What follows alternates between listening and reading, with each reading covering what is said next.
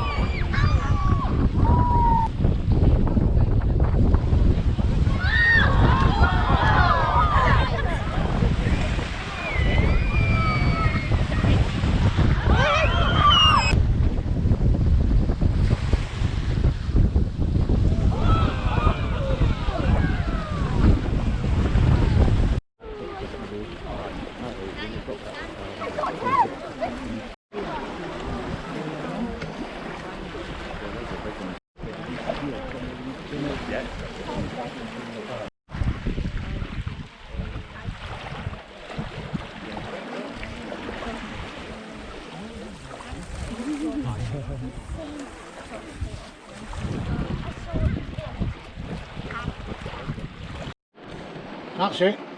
Come back from dolphin watching. Seen a few dolphins this morning. Walking it now. What a Scottish morning. It's howling down.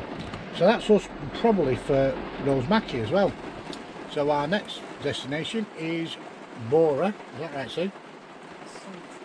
Well, it's a bit further up on the east coast of Scotland. Alright guys, we'll catch up with you then. See you later. Bye.